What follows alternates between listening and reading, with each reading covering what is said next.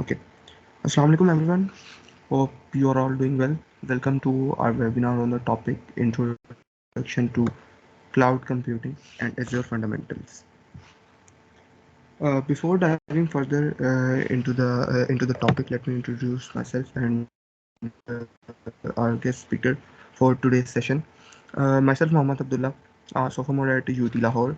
I'm an Alpha Microsoft Learn Student Ambassador, co-lead for marketing at GDSE Lahore, and by passion, I'm a front-end web developer. Um, our guest for today's session is Mir Hamza. He has previously worked as a front-end research and development engineer at Non Academy, and he's currently an open source contributor and a beta MLSA. He was also a GDSC lead at UT Lahore and a senior year student at UT Lahore. So, as the name suggests, आज का जो topic है हमारा वो introduction to cloud computing and Azure fundamentals होगा। काफ़ी basic level पर हम इसको लेके चलेंगे। जैसे कि दो पार्ट पर है कि पहले इंट्रोडक्शन टू क्लाउड कंप्यूटिंग, तो उसमें हम काफ़ी सारी चीज़ें देखेंगे कि हिस्ट्री और बैकग्राउंड के बिफोर क्लाउड कंप्यूटिंग क्या था एंड एवरीथिंग कि क्या होता था।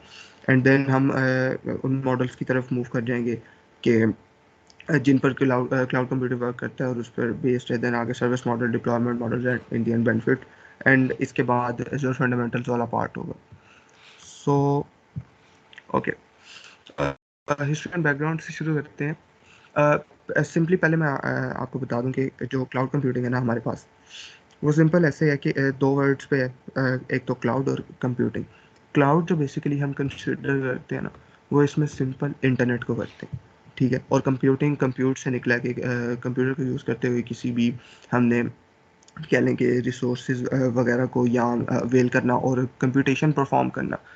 तो बिफोर इंटरनेट, ठीक है, बिफोर इंटरनेट हमारे पास क्या होता था जब ये क्लाउड का भी कॉन्सेप्ट नहीं था, और तब हमारे पास क्या सिनारियो था। अब अभी हमारे लेवल पे तो नहीं, लेकिन जो कंपनीज होती हैं, ठीक है, अब बड़ी कंपनीज हैं, लेट्स से जैसे किसी पहले हॉस्पिटल की एग्जांपल ले लेते हैं। तो हॉस्पिटल के पास ऑब्वियसली डाटा बहुत ह्यूज अमाउंट में होता है, ठीक है, और भी इस तरह की जो बड़े सेक्टर्स होते हैं। तो उनकी जो मैनेजमेंट, स्टोरेज, ठीक है, उसकी सारी मेंटेनेंस, उसकी कंप्यूटेशन वगैरह, उसके लिए ऑब्वियसली उनको बहुत ज़्यादा रिसोर्सेज चाहिए होते हैं और हाई लेवल के चाहिए होते हैं, ठीक है। अब क्लाउड से पहले ऑब्वियसली कोई भी इंटरनेट का भी कॉन्सेप्ट नहीं था और इस तरह की चीज़ें, तो वो यूजुअली क्या होता था कि ऑन प्रेमिसेस के अपना ही फिजिकल वो कोई भी फैसिलिटी पे ना सब कुछ मैनेज कर रहे होते थे, ठीक है। उनकी अपनी मशीन्स और उसकी एवरीथिंग और सारा कुछ ना बिल्कुल अलग से हो रहा है। अब उसमें जब ये सारा कुछ आपका आपके पास अपना होता है ना, ऑन इंफ्रास्ट्रक्चर और फिजिकल एवरीथिंग, तो आपके पास ना इसके काफ़ी डिसएडवांटेजेस भी होते हैं कि उसमें मेंटेनेंस, उसमें ऑब्वियसली कॉस्ट ज़्यादा आ जाती थी, ठीक है, कॉस्ट वाला जो फैक्टर है। अब अपफ्रंट कॉस्ट क्या होती है हमारे पास कि ओके, अपफ्रंट कॉस्ट हमारे पास क्या होती है कि आप एक चीज़ स्पेसिफिक कोई भी लेट से आप बाय कर रहे हैं या आपने कोई भी चीज़ अवेल करनी, उसके लिए पहले एक आपको स्पेसिफिक अमाउंट देनी पड़ती है एज अ कॉस्ट के, उसको आपने परचेज करना है जिस तरह भी है, ठीक है। तो लाइक वो फिक्स होती है और बेशक बाद में आपको उसकी इतनी ज़रूरत पड़े भी या ना पड़े, ठीक है। अब एंड देन इसके आगे फर्दर हमारे पास स्केलेबिलिटी और मेंटेनेंस के जो इश्यूज आ जाते थे। मेंटेनेंस यही कि अगर कोई भी हमारे पास चीज़ कह लें, उन्होंने खुद ही मेंटेन किया हो एक हॉस्पिटल ने सारा कुछ, कोई भी चीज़ डाउन हो जाती है तो वो ओवरऑल लॉस होता है। जो बड़ी कंपनीज होती हैं, किसी का भी सिस्टम क्रैश कर जाए तो देन आपको पता है कि वो तो कुछ मिनट्स के लिए भी इवन वो करता है ना, क्रैश करता है, तो हमारे पास काफ़ी ज़्यादा लॉस हो जाता है। एंड स्केलेबिलिटी का भी यही कि अगर आपका बिजनेस किसी भी सेक्टर का, अब इसकी एग्जांपल आप ऐसे ले लें कि जैसे हमारे पास अभी के हिसाब से अगर बात करूँ ना मैं, तो नेटफ्लिक्स जैसे कोविड में काफ़ी उन पे ट्रैफिक आई थी और काफ़ी डिमांड उसकी बढ़ गई थी। तो लेट्स से क्लाउड का कॉन्सेप्ट अभी भी ना होता, देन उन्होंने अपना जब बिजनेस स्केल करना था तो उनको काफ़ी सारे इश्यूज आते थे।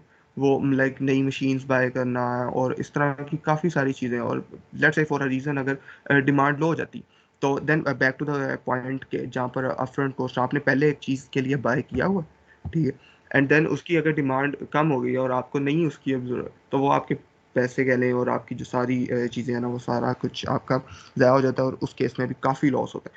अब ये हमारे पास काफ़ी सारे फैक्टर्स हैं जो कि क्लाउड कंप्यूटिंग ने आकर ना बहुत सारे हमें ये सारा कुछ ख़त्म कर दिया, डिसएडवांटेजेस वगैरह, और इसके ऊपर भी हमें काफ़ी सारे बेनिफिट्स जो थे वो प्रोवाइड किए। अब इसमें सिंपल ये है कि जो इन अ वे कह लें, थियोरेटिकल जो था ना क्लाउड कंप्यूटिंग का कॉन्सेप्ट, वो 1960s में हमारे पास शुरू हो गया था, ठीक है। बट देन फिर ऑब्वियसली इंटरनेट के साथ ही इम्प्लीमेंट होना था, क्योंकि हम बात करते हैं ओवर द इंटरनेट। तो इंटरनेट लेट 90s में फिर इस तरह ना, मतलब आते आते इसको क्लाउड कंप्यूटिंग को ना टाइम मिला, तो इसने काफ़ी सारी चीज़ें, कॉस्ट इसने काफ़ी कम कर दी। देन स्केलेबिलिटी, मेंटेनेंस के जो इश्यूज थे, देन और भी काफ़ी सारे इश्यूज हैं जो आगे जाके फर्दर जो इसने काम किए, और देन जो हमें इससे बेनिफिट्स मिल रहे हैं, ठीक है। तो मतलब ओवरऑल कह सकते हैं कि एक रेवोल्यूशन थी जो हमारे साथ ना क्लाउड कंप्यूटिंग के थ्रू ओवरऑल एक आई। ओके। अब व्हाट इज़ क्लाउड कंप्यूटिंग? अब बेसिक हम क्लाउड कंप्यूटिंग का थोड़ा सा देख लेते हैं इन जनरल, कि cloud computing is the delivery of computing services of the internet. कि आपने कंप्यूटिंग सर्विसेज अवेल करनी, लेकिन वो सारा कुछ इंटरनेट पे होगा, ठीक है। इन अ सेंस आप ले लें कि वर्चुअल होगा सारा कुछ। अब इसमें आईटी के जितना भी इंफ्रास्ट्रक्चर है, मेनली जो हम बात करते हैं ना, वो हम अपनी जो भी हमारी थी ना, मतलब मसले को बचाने के लिए बात करें तो हम वर्चुअल सारा कुछ चले जाते हैं।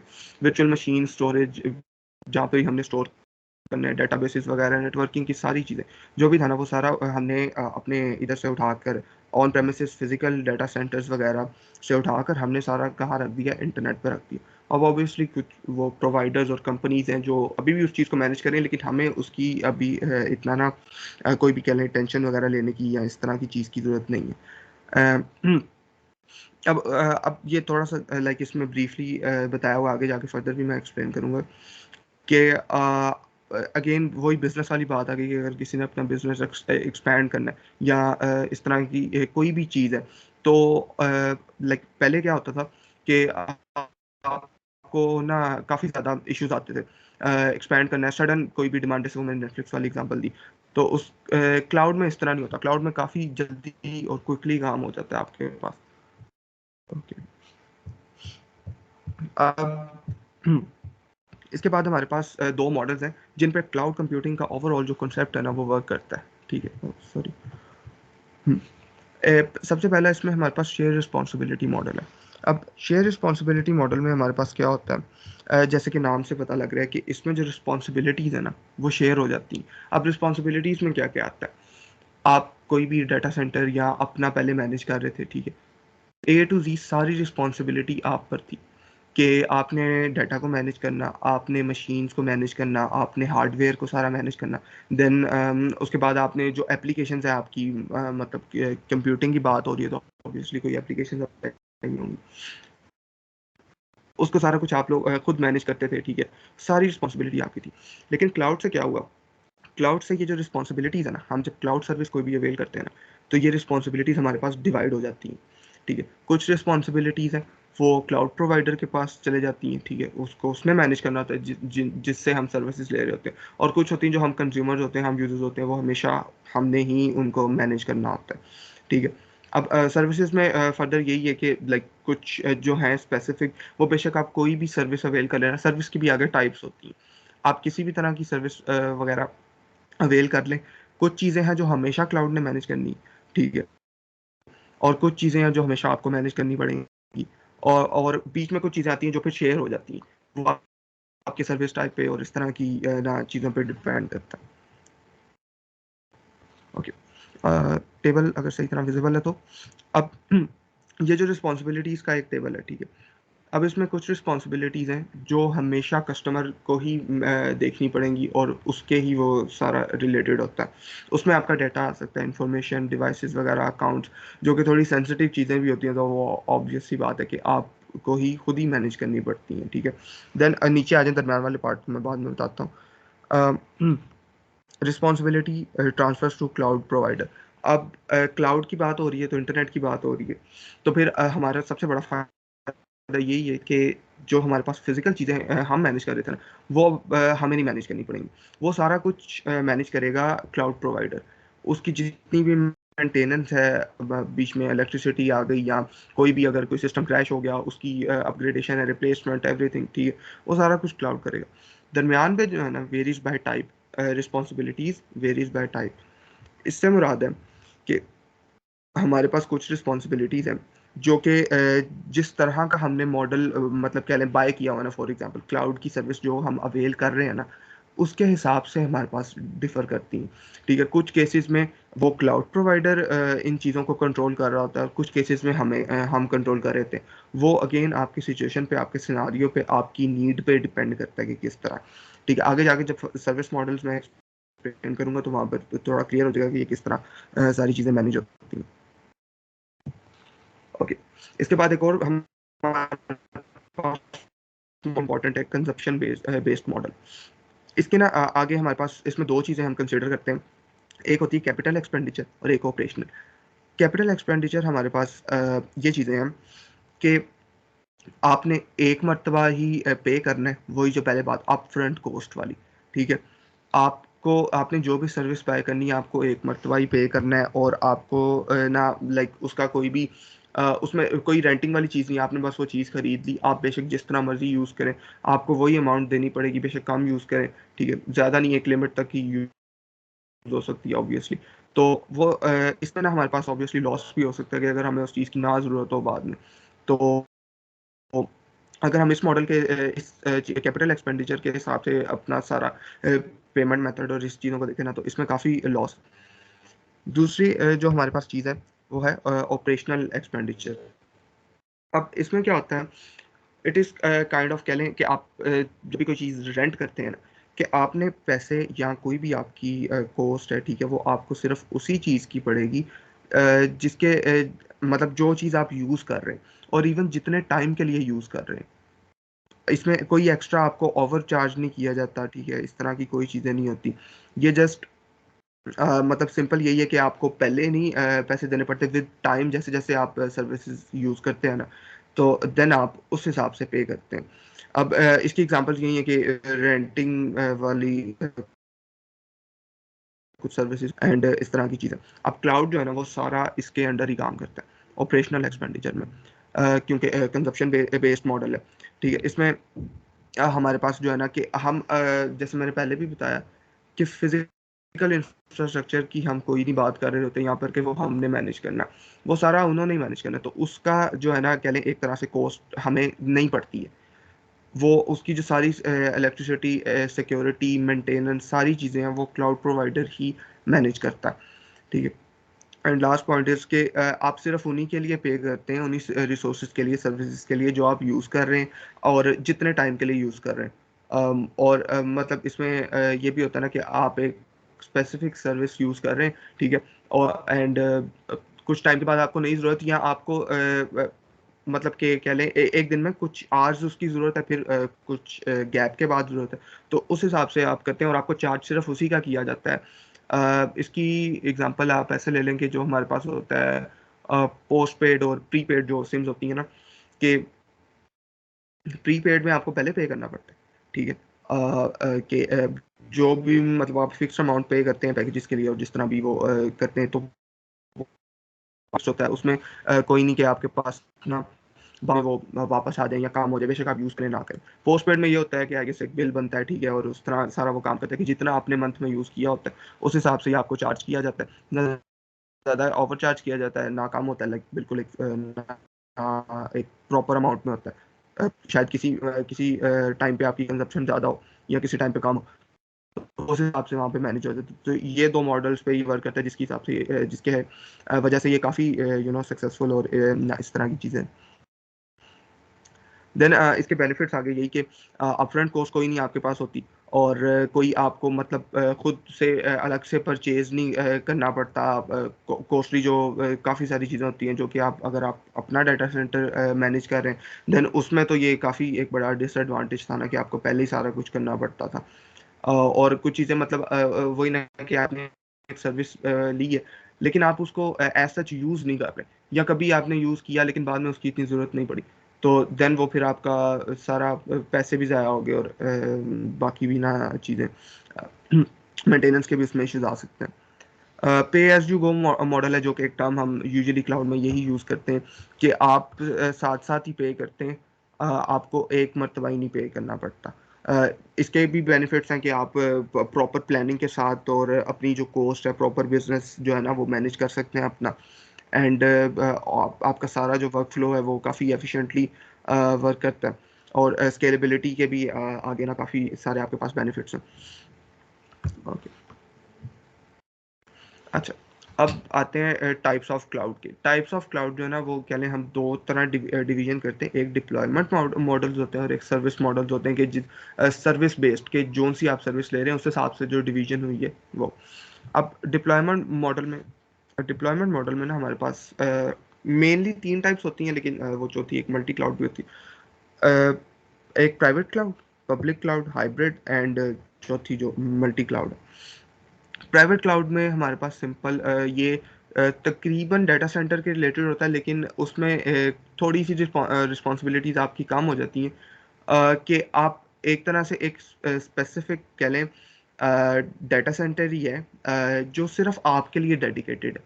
आप कोई क्लाउड प्रोवाइडर है वो प्राइवेट क्लाउड आपको ऑफर कर रहा है। उसने क्या किया हुआ है, एक फैसिलिटी में जो भी आपको सर्विसेज एंड रिसोर्सेज है वो सिर्फ आपको ही एलोकेटेड है। वो सिर्फ आपने यूज़ करनी है और उसको कोई भी एक्सेस नहीं करेगा। ठीक है। अब इसमें कुछ फ़ायदे हैं, कुछ इसके फिर नुकसान भी हैं, अगेन वो यूजेज के हिसाब से है आपके। अ, सबसे पहले तो आपको कंट्रोल ऑल ओवर मिल जाता है कि इसमें आपने यूज़ करना है, आपकी ही कंपनी के लिए डेडिकेटेड है। ठीक है, कोई थर्ड पार्टी इसको नहीं एक्सेस कर सकती, इस तरह की कोई चीज़ नहीं है। लेकिन ऑब्वियसली अब कंट्रोल आपको ज़्यादा मिल रहा है और आपके लिए ही डेडिकेटेड है, तो इसकी कॉस्ट भी ज़्यादा होती है। ठीक है। अगेन इसमें काफ़ी सारी चीज़ें आ सकती हैं कि ये सिक्योरिटी के लिए भी यूज़ हो सकता है कि आपका कुछ डाटा है जो कुछ प्राइवेट है या कुछ अकाउंट्स का पर्सनल है, कोई कंपनी ने रिकॉर्ड्स रखे हुए हैं, तो वो यहाँ पर ले आते हैं। या देन कुछ अगर स्पेसिफिक आपको रिसोर्सेज चाहिए जो सिर्फ आपके लिए ही यूज़ हो, तो आपको किसी टाइम पे ज़्यादा रिसोर्सेज चाहिए, तो मतलब ट्रैफिक आ गई है, तो डिमांड काफ़ी ज़्यादा बढ़ गई है, तो आप स्पेसिफिक यहाँ ये प्राइवेट क्लाउड आप यूज़ कर लेंगे जो सिर्फ आपकी रिसोर्सेज को ही आपकी ही रिक्वेस्ट को फुलफिल करेगा, कोई और इसमें इंटरफेयर नहीं कर सकता। ओके। देन हमारे पास पब्लिक क्लाउड है। पब्लिक क्लाउड जो आजकल मोस्टली यूज़ होता है, जो काफ़ी सारे क्लाउड प्रोवाइडर्स हैं हमारे पास जो पब्लिक क्लाउड ऑफर करते हैं। माइक्रोसॉफ्ट है, एज़्योर है, ठीक है, अमेजोन AWS है, देन IBM है, गूगल है। ठीक है। अब इसमें क्या होता है, पब्लिकली अवेलेबल होता है हर किसी के लिए। ठीक है, कोई भी इसको एक्सेस कर सकता है, अवेल कर सकता है। इसका अगेन फ़ायदा यही है कि हमारे पास जो कॉस्ट है वो कम हो जाती है, क्योंकि जो बाकी सारी मेंटेनेंस होती है ना वो कहीं ना कहीं से वो क्लाउड प्रोवाइडर्स कवर कर लेते हैं और वो सारा कुछ खुद ही मैनेज कर रहे होते हैं। और ये कह लें बिल्कुल ओपन होता है, कोई भी इसको कर सकता है अवेल और एक्सेस। एंड देन हमारे पास हाइब्रिड क्लाउड आ जाता है जो इन दोनों का कह लें मिक्सचर होता है। अब इसमें आप ना शिफ्ट कर सकते हैं अकॉर्डिंग टू द सिचुएशन के आपके पास, जैसे मैंने पहले भी बताया कि प्राइवेट क्लाउड में क्योंकि वो सिर्फ आपको डेडिकेटेड होता है, तो आप उसमें ज़्यादा ना मतलब अपनी सारे काम उसमें इजीली कर सकते हैं। तो अगर ज़्यादा डिमांड आ गई, तो मतलब कोई ट्रैफिक किसी वेबसाइट पे ज़्यादा आ गई है, तो आपको ज़्यादा पावरफुल रिसोर्सेज चाहिए और दूसरा कहीं पे डिस्ट्रप्शन भी इस तरह की चीज़ ना हो, तो आप उधर शिफ्ट कर जाते हैं। Then extra layer of security में भी यही है कि वो प्राइवेट होता है, उसको कोई थर्ड पार्टी या कोई और बंदा नहीं एक्सेस कर सकता, तो देन आप उस पर भी शिफ्ट कर सकते हैं। और जो पब्लिक पे चीज़ें वो आप पब्लिक पे रख सकते हैं। तो ये दोनों मिक्स होता है, आप पब्लिक भी अवेल कर रहे होते हैं और प्राइवेट भी अवेल कर रहे होते हैं। Okay, next is multi cloud. Multi cloud काफ़ी सिंपल है कि आप ना डिफरेंट क्लाउड पब्लिक क्लाउड ही यूज़ करें, लेकिन डिफरेंट प्रोवाइडर से, मतलब आप अमेजोन AWS भी यूज़ कर रहे हैं और माइक्रोसॉफ्ट एज़्योर भी यूज़ कर रहे हैं। ठीक है, वो अकॉर्डिंग टू योर नीड है कि कुछ फीचर्स आप AWS के यूज़ कर लें अगर आपको वो अच्छा लगे, या कुछ फीचर्स आप एज़्योर के यूज़ कर लें। या इसमें इस तरह भी हो सकता है कि आपने एज़्योर से शुरू किया, आप पर्सनल काम कर रहे थे, देन आपने कोई कंपनी ज्वाइन कर ली और वहाँ AWS पे काम होता था, तो आपने AWS पे शिफ्ट कर लिया। ठीक है, एंड देन ये एक लाइक टेबुलर फॉर्म में आपके पास एक टेबल है। It is not a comparison but still public cloud में कोई आपके पास एक्सपेंडिचर जो आपको पहले से नहीं देना पड़ता, और इस तरह की कोई चीज़ें नहीं होती, ठीक है। Application can be quickly provision and provision, मतलब अपडेशन, डिलीशन, एडिशन, और एप्लीकेशन आपके पास अच्छे से मैनेज हो सकती हैं और जल्दी मैनेज हो सकती हैं। ऑर्गेनाइजेशन पे only for what they use, और इस तरह काफ़ी सारी चीज़ें। देन प्राइवेट क्लाउड में ऑब्वियसली आपके पास कंट्रोल ज़्यादा होता है, और हाइब्रिड दोनों का मिक्सचर होता है, और ज़्यादा efficiently according to your need आप ना इसको यूज़ कर सर्विसेज। ये हमारे पास मेनली तीन होते हैं, अयास, पास एंड सास के। सर्विस मॉडल्स के हिसाब से ना, जो जो सर्विसेज वो प्रोवाइड कर रहे हैं उसके हिसाब से हमने डिवीजन की हुई है। सबसे पहले हमारे पास सॉफ्टवेयर एज अ सर्विस। ये बहुत सिंपल है और यहाँ पे सबने वो यूज़ किया हुआ है। इसकी जो इसमें जो सिनेरियोज और एप्लीकेशन आती हैं, ये कंप्लीट एक एप्लीकेशन होती है जो क्लाउड पे होस्टेड होती है, मतलब इंटरनेट पे, ठीक है। और आपका काम सिर्फ होता है इसको यूज़ करना। अब इसमें ऑब्वियसली आपके पास कंट्रोल नहीं है इतना ज़्यादा, क्योंकि आपने सिर्फ यूज़ करना है, तो आप बैक एंड इतना चीज़ों को नहीं देख रहे होते, लेकिन ये आप बस चलाना है आपने, ठीक है। अगेन इसमें देन यहाँ पर आता है शेयर रिस्पॉन्सिबिलिटी प्रिंसिपल हर सर्विस में ना। इसमें ज़्यादा रिस्पॉन्सिबिलिटी जो है वो क्लाउड की होती है, उसने सारा कुछ मैनेज करना होता है। और बहुत कम रिस्पॉन्सिबिलिटी आपकी होती है। आपकी रिस्पॉन्सिबिलिटी में क्या आता है, अकाउंट, डाटा, इस तरह की चीज़ें बस छोटी मोटी आती है। इसकी एग्जांपल सिंपल है। ईमेल एप्लीकेशंस जो हम लोग यूज़ करते हैं, कई सालों से हम लोग यूज़ करी जा रहे हैं, उनका स्टोरेज वगैरह और सारा कुछ वो बिल्कुल फ्री है, ठीक है। ड्राइव्स जो हम यूज़ करते हैं, गूगल ड्राइव होगी, वन ड्राइव होगी, ईमेल में आउटलुक, जीमेल, इस तरह की चीज़ें हैं, ठीक है। ओके, इसकी अगर रियल लाइफ एग्जांपल लेना, तो वो हमारे पास ये है कि एक पिज़्ज़ा की एग्जांपल लेके चलते हैं। इसमें सिंपल, आपने बाहर जाना है, आपने किसी भी रेस्टोरेंट पे गए, आपने वो ऑर्डर कर लिया, ठीक है। उसमें सिर्फ आपने क्या करना है, आपने पे करना है और आपने खाना है। बाकी सारी जो रिस्पॉन्सिबिलिटी है ना, वो रेस्टोरेंट वालों की है। उन्होंने किस तरह मैनेज करना है, इवन टेबल, यूटेंसिल्स और इस तरह की सारी एसेसरीज हैं, वो भी सारी उनकी रिस्पॉन्सिबिलिटी होती है। तो सॉफ्टवेयर एज ए सर्विस आपको कंप्लीट एक एप्लीकेशन के लिए डिप्लॉयड सोल्यूशन मिल जाता है, जो सिर्फ आपने यूज़ करना होता है। Then infrastructure as a service आता है, आयास। अच्छा, ये ना थोड़ा सा कह लें कंप्लीटली ऑपोजिट तो नहीं, लेकिन ऑन डिफरेंट साइड है, कि इसमें ना आपको ज़्यादा काम करना पड़ता है। अगेन शेयर रिस्पॉन्सिबिलिटी प्रिंसिपल यहाँ पर है कि जो ज़्यादा रिस्पॉन्सिबिलिटी है ना, वो आप पर आ जाती है। आपने ज़्यादा चीज़ों को मैनेज करना होता है। अब वो चीज़ें और वो क्या क्या होता है, सारा कुछ वो आगे एक टेबल है, उससे बेटर एक्सप्लेन हो जाएगा। इसके बाद मैं लास्ट एक वो बस कंप्लीट कर लूँ, platform as a service. Obviously इसमें कंट्रोल आपके पास बहुत ज़्यादा हो जाता है, कि आप मतलब आपसे काम कर सकते हैं। ये सिंपल इस तरह ही है कि आप एक मतलब क्लाउड में आपने हार्डवेयर यूज कर रहे हैं, रिसोर्स रिसोर्स यूज कर रहे हैं, उसका करना क्या है, उसके साथ क्या है, वो सारी आपकी आप मर्जी है, ठीक है। उसको सारा कुछ आप मैनेज करेंगे। इसके सिनारियोज हमारे पास ये हो सकते हैं कि टेस्टिंग एंड डेवलपमेंट इन्वायरमेंट में, ठीक है। इस तरह की चीज़ें कि अगर आपने कोई भी अपनी एप्लीकेशन वगैरह टेस्ट करनी है, उसकी सारी कॉन्फ़िगरेशन और वो खुद सारा मैनेज आपको करना पड़ेगा। देन इसकी जो एग्जांपल है, इट इज़ वेरी सिंपल कि आप इंग्रेडिएंट्स बाय करें बाहर से, ठीक है, और बेक करें पिज्ज़ा घर में। अब वो सारा एक्सेसरीज और सारी चीज़ें आपकी होंगी, और सारा कुछ जो है ना, कंट्रोल वो सारा आपके हाथ में होगा, आपने किस तरह बनाना है और किस तरह सारा कुछ मैनेज करना है। देन पास है हमारे पास platform as a service. Okay, ये तो कह लें मिडल में है बिल्कुल, कि आपने मतलब कि रेंट करना है तो डाटा सेंटर, मतलब उनकी जो फिजिकल जो भी आपके पास रिक्वायरमेंट्स है वो आप रेंट कर रहे हैं। और देन थोड़ा सा आप जो पार्ट है ना, बैक एंड वाला सोल्यूशन का, एप्लीकेशन का, आप वो भी एज अ सर्विस आप ले रहे हैं। लेकिन इसमें भी अगेन यही है कि इसमें इसमें बेसिकली जो आपके पास रिस्पॉन्सिबिलिटीज है ना, वो कह लें मतलब ज़्यादा इवनली स्प्लिट हो जाती है, कि कह लें 50-50 काम हो जाता है।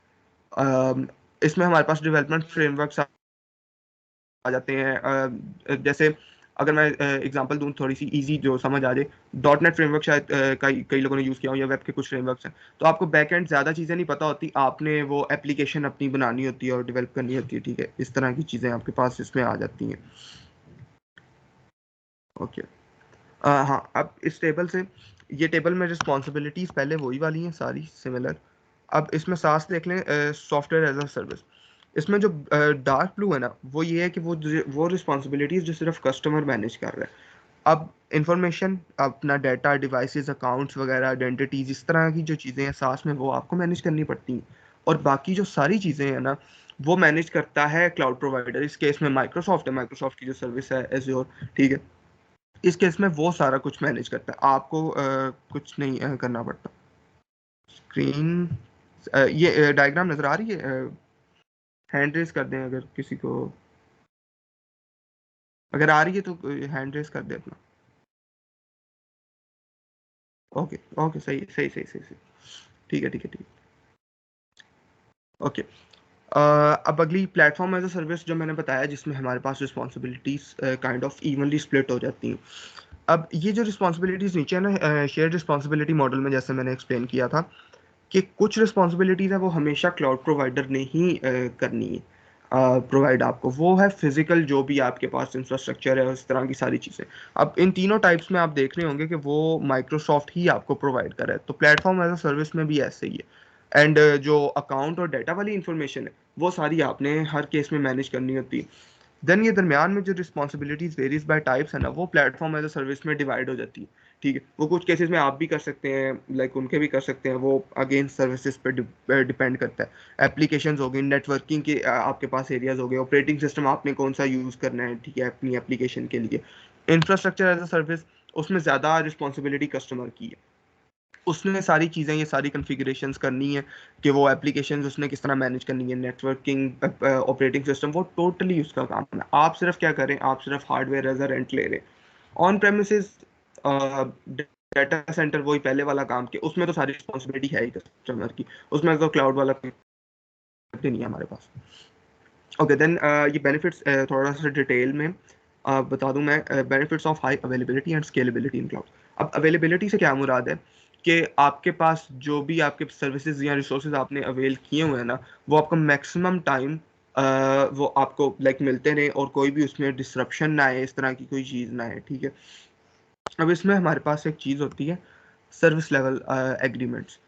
इसका मैं शॉर्टली बस बता दूं कि इसमें हमारे पास आप जैसे कह लें, थोड़ा सा ये काइंड ऑफ वो नहीं होता, टर्म्स एंड कंडीशंस जो है, कि ये सर्विस लेवल एग्रीमेंट्स ये होते हैं कि आपने कोई भी सर्विस अवेल की, उसके साथ ना ये एक कह लें परसेंटेज में चीज़ आती है कि ये सर्विस इतने परसेंट अवेलेबल रहेगी, इतने परसेंट टाइम, ठीक है। मोस्टली जो सर्विसेज होती है ना, वो 99% अवेलेबल होती है। अब 99%, 99.9% इवन अवेलेबल होती हैं।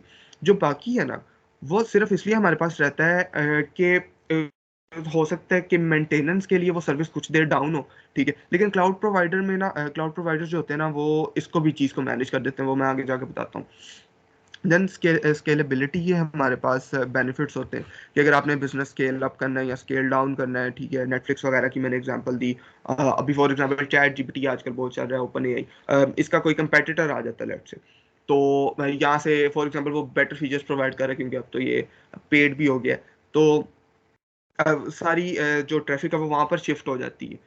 तो देन इनकी डिमांड कम होगी। अभी लेट से इन्होंने काफ़ी ज़्यादा बाय रिसोर्सेज बाय किए हुए थे, या इस तरह था इनका सीन। तो अगर कम होती है तो विद क्लाउड ना, ये जल्दी से स्केल डाउन कर सकते हैं, और ताकि इनकी कॉस्ट बच जाए, फिर जिस तरह भी इन्होंने मैनेज करना है कि ट्रैफिक ज़्यादा है, फिर ये स्केल अप कर लें, ठीक है। तो आप बड़ा ही ना क्विकली ये सारा काम कर सकते हैं। और बेनिफिट इसका ये है कि आपको ओवर पे नहीं करना पड़ता, ठीक है। जैसे ही आपने स्केल डाउन किया, आपकी वो प्राइसेस और जो भी कॉस्ट वगैरह है ना, वो भी कम होगी। इसमें आगे दो टाइप्स होती हैं एज अ सिंपल, अगर मैं ज़रा टेक्निकल टर्म में, हार्डवेयर की टर्म में बात करूँ तो vertical scaling and horizontal scaling. Vertical scaling में सिंपल ये है, मशीन आपके पास एक ही, फॉर एग्जांपल एक ही है, या एक स्पेसिफिक अमाउंट ऑफ आपके पास मशीन्स हैं। आपने सिर्फ उसमें क्या करना है, वर्टिकली स्केल अगर आपने उसको करना है ना, तो उसमें आपने सीपीयू या रैम जो है ना, वो ऐड करनी है, या अगर स्केल डाउन करना है तो वो आपने निकाल देनी है, जिस तरह अकॉर्डिंग टू योर सिचुएशन और नीड और सिनारियो, जिस तरह भी है। हॉरिजॉन्टल स्केलिंग में ये होता है कि आप सिर्फ रैम या सीपीयू नहीं आप इंक्लूड कर रहे होते हैं या निकाल रहे होते हैं, आप कंप्लीट मशीन ही ऐड या डिलीट कर रहे होते हो, ठीक है। अगर सडन हाई डिमांड आ गई तो काफ़ी पावरफुल आपको अगर चाहिए तो आप पूरी की पूरी वर्चुअल मशीन ही एक नई ऐड कर लेते हैं अपने ना सिस्टम में, सर्विस में, पैकेज में। ओके, इसके बाद benefits of reliability and predictability. Reliability ये फीचर है कि अगर सिस्टम हमारा फेलियर की तरफ चला गया, कोई मसला आ गया क्लाउड प्रोवाइडर्स की तरफ से, कोई सिस्टम क्रैश हो गया या इस तरह की कोई चीज़ हो गई, ठीक है, तो हमारा काम नहीं रुकना चाहिए, हमारा काम चलते ही रहना चाहिए।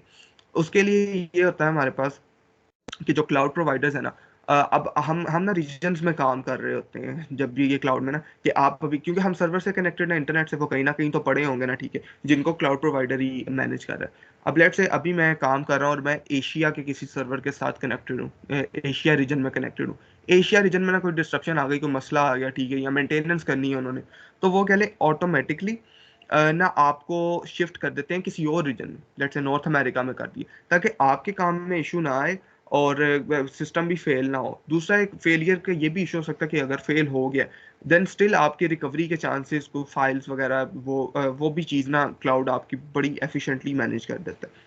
प्रिडिक्टेबिलिटी यही है कि आपका मतलब परफॉर्मेंस की बेस पे जो आप कह लें एनालिटिक्स एक देख रहे होते हैं क्लाउड में ओवरऑल, कि आपको कितनी डिमांड आ रही है और किस तरह आपका सारा सिस्टम वर्क कर रहा है, ठीक है। प्रिडिक्टेबिलिटी भी एक फीचर है जो आपको क्लाउड प्रोवाइड करता है। उसमें भी दो चीज़ें आ जाती हैं हमारे पास फर्दर, एक परफॉर्मेंस है और एक हमारे पास कॉस्ट है, ठीक है। परफॉर्मेंस में यही है कि आपकी कितनी रिसोर्सेज चाहिए कि आप बेटर एक्सपीरियंस दे सकें अपने ना कस्टमर्स को, और आप अपना जो भी सिस्टम है वो बेटर चला सकें। ये भी क्लाउड आपको प्रोवाइड करता है कि आप इसके हिसाब से ना एनालाइज करें अपने सिस्टम को, एंड देन अब जैसे आपकी परफॉर्मेंस अगर कम जा रही है और सही तरह प्रोवाइड नहीं कर पा रहा, तो उसमें ऑटो स्केलिंग होता है कि स्केलेबिलिटी, जैसे मैंने बताया ना, आपने और चीज़ें ऐड कर लेनी है, तो आपका अगर डिमांड आ गई है ज़्यादा, तो परफॉर्मेंस अगर लो जा रही है ना, इसका मतलब है आपको कोई ना कोई रिसोर्स चाहिए और ऐड करनी, तो वो ऑटो स्केलिंग हो जाती है कि वो ऑटोमेटिकली ना कर देता है कि ताकि आपकी परफॉर्मेंस पे इशू ना है। देन कॉस्ट का भी सिमिलर यही सीन है कि ना आपका वो कोर्स भी साथ साथ दिखा रहा होता है कि आपकी ना किस तरह रियल टाइम आप रिसोर्सेज के हिसाब से आपकी कॉस्ट कितनी बन रही है, और देन आगे फर्दर मतलब आप इसको बेटर किस तरह मैनेज कर सकते हैं, ऑब्वियसली वो बिजनेस प्लानिंग में और इस तरह की चीज़ों में ना, ताकि आप एफिशिएंटली कर सकें। Okay, so that was all from my side. Over to you मीरम साहब भाई। अस्सलाम वालेकुम। बस मुझे ये कंफर्म कर दो कि मेरी आवाज़ आ रही है। हेलो। जी जी, बस थोड़ी सी मुझे कम लग रही है। एक मिनट। हाँ, ठीक है। अब ठीक है। हाँ, बेटर बेटर। ओके।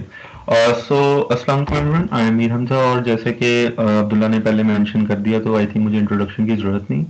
तो जो मेरा पार्ट है वो मेनली फोकस है अज्योर पर, और इसमें मैं आपको थोड़ा सा अज्योर के बारे में बताऊंगा। सेकंड, हम डिप्लॉयमेंट्स को देखेंगे कि डिप्लॉयमेंट्स रियल वर्ल्ड में किस तरह होती हैं। थर्ड, हम एक छोटा सा डेमो देखेंगे। और फोर्थ, हम क्लाउड की फील्ड में थोड़ी सी रोल्स और रिक्वेस्टीज को डिस्कस करेंगे। So let's begin. तो फर्स्ट ऑफ ऑल एज्योर का ये हम देखते हैं कि सारा स्टार्ट किस तरह हुआ। तो initially azure was announced by Microsoft, I think in 2008 as a competitor of AWS, and it was officially launched in 2010.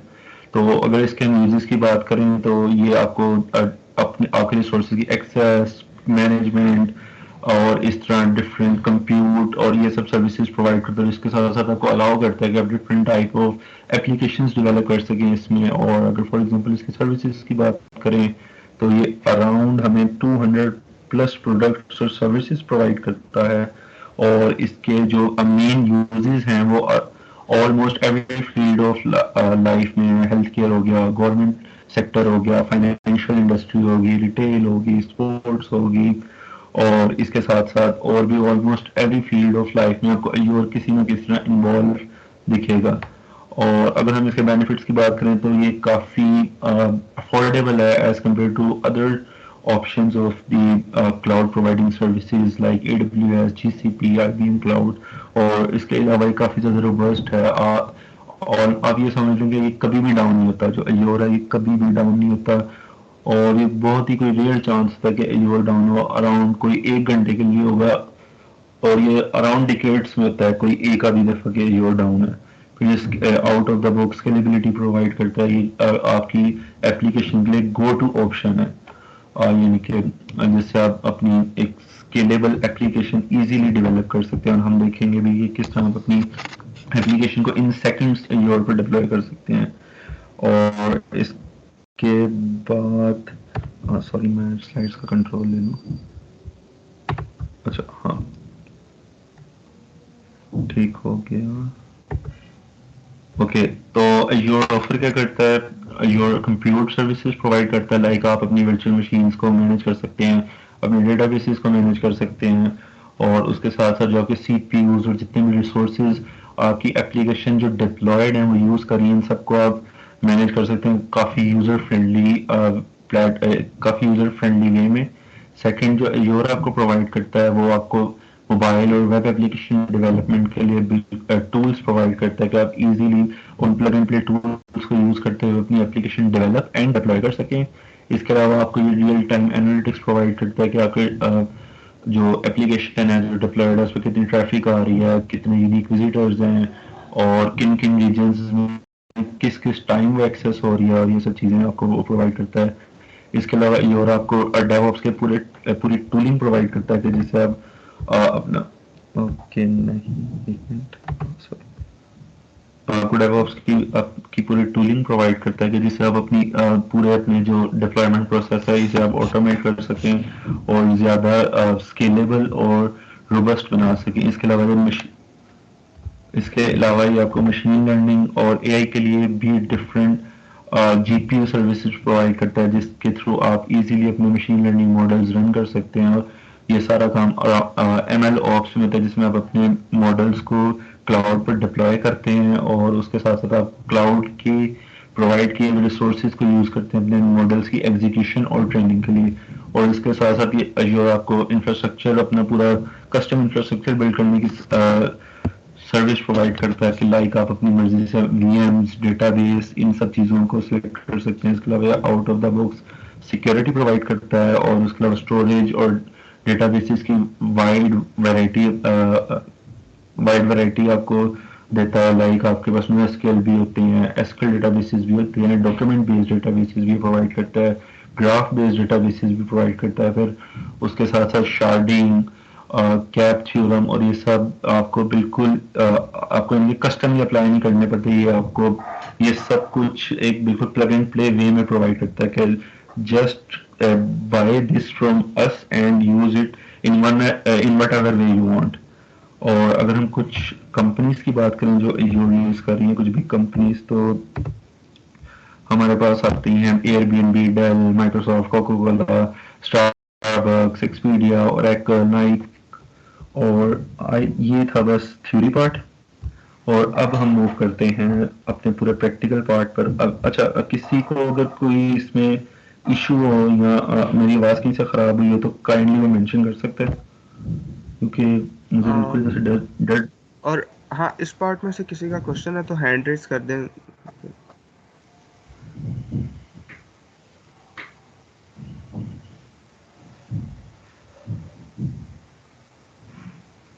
I guess सब सही ओके है। ठीक है, we are good to go. ठीक है तो let's see how deployments work in real world. तो एक minute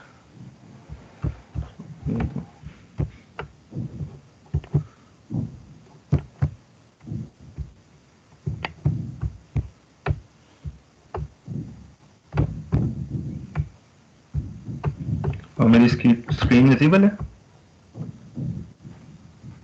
no. Let me check.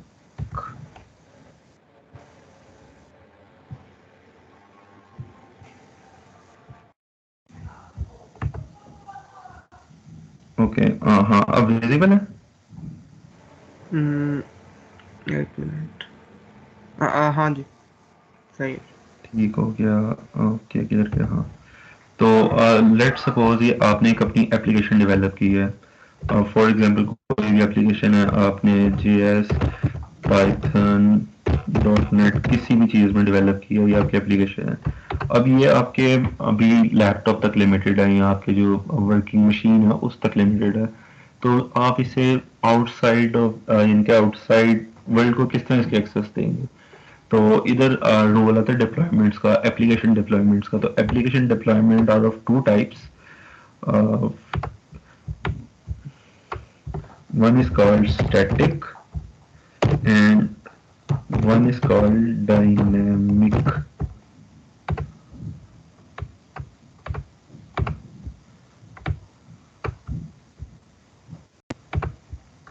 Static and dynamic. तो फॉर एग्जांपल फर्स्ट हम स्टैटिक को देखते हैं। तो whenever you develop an application in any kind of language you तो आप सबसे पहले क्या करते हैं, आप इसे अपने गिटहब अकाउंट पर पुश करते हैं, मोस्ट प्रोबेबली थ्रू गिट, और अगर आप विजुअल वो गिटहब का जो टूल होता है वो यूज कर रहे हैं तो आप इसे अपने गिटहब अकाउंट पर पुश करते हैं। You push it on GitHub, ठीक है। और उसके बाद ये होता है कि जब आप इससे गिटहब अकाउंट पर पुश करते हैं, अब्दुल्ला ये आप देख लेना कि अगर कोई जो भी लॉबी में आ रहा है ना तो हाँ जी, मैं इसको देख रहा हूँ, आप ठीक हो गया। तो इसे हम अपने गिटहब अकाउंट पर पुश करते हैं। ये अब स्टैटिक जो डिप्लॉयमेंट्स मैं उनकी बात कर रहा हूँ। तो हम इसे अपने गिटहब अकाउंट पर पुश करते हैं, तो फिर उसके बाद हम मोस्ट प्रोबेबली कोई सर्विस यूज करते हैं, क्लाउड सर्विस, अपनी इस जो हमारी एप्लीकेशन है उसे डिप्लॉय करने के लिए। तो जो स्टैटिक डिप्लॉयमेंट होती है वो ये होती है कि इसमें ना किसी भी किस्म का डेटाबेस या डायनेमिक सर्वर्स इंक्लूड नहीं होते।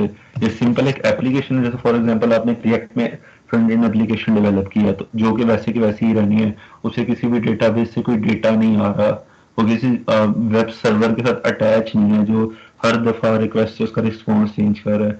अगर आपने फर्स्ट फॉर एग्जांपल इसे सुबह खोला है तो ये फिर भी वैसी है, शाम को खोला है तो फिर भी वैसी है। तो स्टैटिक जो एप्लीकेशन जो स्टैटिक डिप्लॉयमेंट इन तरह इस टाइप के एप्लीकेशन के लिए होती हैं। तो फॉर एग्जांपल जब आपने इसे गिटहब पर अपने पुश किया है तो फिर उसके बाद ये होता है कि इनके बनते हैं आर्टिफैक्ट्स।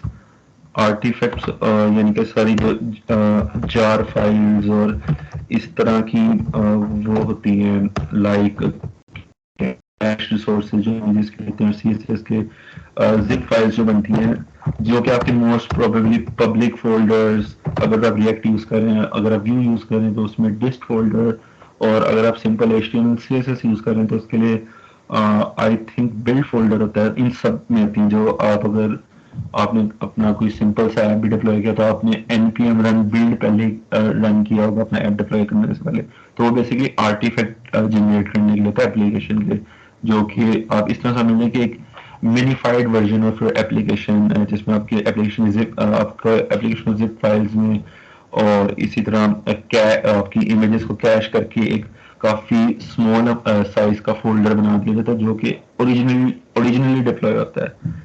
और इसमें कैश इमेजेस आ गई। तो ये सब बनने के बाद जब ये आर्टिफैक्ट्स जनरेट हो जाते हैं ना, तो ये आर्टिफैक्ट्स जाकर डिप्लॉय होते हैं आपकी क्लाउड सर्विस पे, जो भी आप इधर यूज करें, लाइक फॉर एग्जांपल AWS,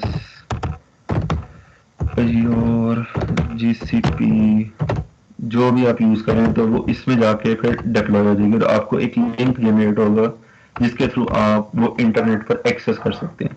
तो ये होती है स्टैटिक डिप्लॉयमेंट्स। और let's move to dynamic deployments. Dynamic deployments क्या होती हैं? तो first of all dynamic application वो एप्लीकेशन होती हैं जिसमें कोई डेटाबेस या एक सर्वर इन्वॉल्व हो, जो कि आप जिसको आपका जो क्लाइंट है, आपका फ्रंट एंड है, वो रिक्वेस्ट करता है और उस रिक्वेस्ट के अकॉर्डिंगली कुछ रिस्पॉन्स आता है और वो फिर यानी कि उसी जो रिस्पॉन्स होता है वो शो कराता है, या जिस तरह भी जिस तरह भी वो डेवलप किया होता है उस तरह वो बिहेव करता है। तो फॉर एग्जांपल आपने अगेन कोई एप्लीकेशन इसमें बिल्ड किया किसी भी फ्रेमवर्क या लैंग्वेज में, तो उसे आप पुश करते हैं मोस्ट प्रोबेबली गिटहब पर। तो जो गिटहब है वो बेसिकली इन सबसे इस तरह लिंक है कि सबसे पहले जो गिटहब रेपो होती है ना वो अटैच हो जाती है आपकी सर्विस प्रोवाइडिंग जो आपकी क्लाउड सर्विस प्रोवाइडर्स होती हैं इनके साथ अटैच हो जाती है, और इसके साथ वो फिर ऑटोमेटिकली गिटहब पर ही आपकी ये आर्टिफैक्ट्स जनरेट होते हैं और ये सब चीजें जनरेट होती हैं। और अच्छा, अब जो जब जो dynamic deployments and dynamic application होती है ना, उसमें आ जाते हैं एनवायरनमेंट्स। तो जो एनवायरनमेंट्स होते हैं वो 3 टाइप्स के होते हैं। एक होता है डेवलपमेंट एनवायरनमेंट, एक होता है टेस्टिंग एनवायरनमेंट और एक होता है प्रोडक्शन एनवायरनमेंट।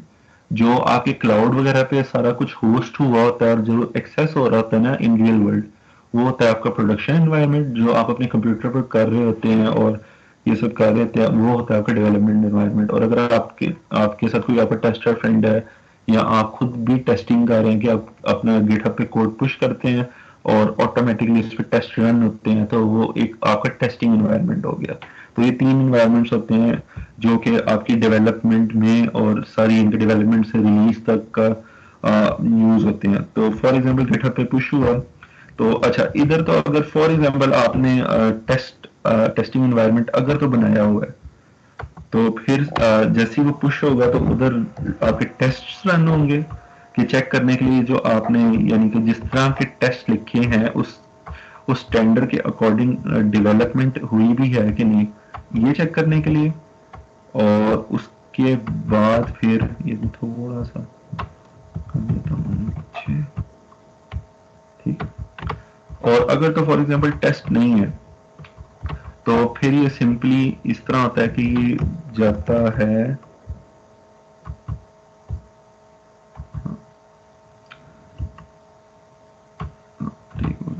अगर तो टेस्ट नहीं है फॉर एग्जांपल, तो ये फिर सिंपली होता है कि ये जाता है उसमें एक CI/CD पाइपलाइन होती है मोस्टली इन दिस केसेस। जो CI/CD पाइपलाइन होती है ना, उसका ये काम होता है कि वो जो आपकी सारा ये मैनुअल प्रोसेस है ना, like for example npm run build करना अपने फ्रंट एंड को डेवलप करने के लिए, उसके बाद ये टेस्ट रन करना, उसके बाद अपनी माइग्रेशंस को सेट करना जो कि आपने एनवायरमेंटल वेरिएबल्स सेट किए होते हैं कि जो फॉर एग्जांपल प्रोडक्शन एनवायरनमेंट होगा तो उसमें ये हमारे जो वेरिएबल्स होंगे डेटाबेस का, ये यूआरएल होगा, जो पोर्ट है इस पोर्ट पर रन होगा। अगर डेवलपमेंट एनवायरनमेंट होगा तो डेटाबेस का ये यूआरएल होगा, इस पोर्ट पर रन होगा। टेस्टिंग होगा तो ये होगा।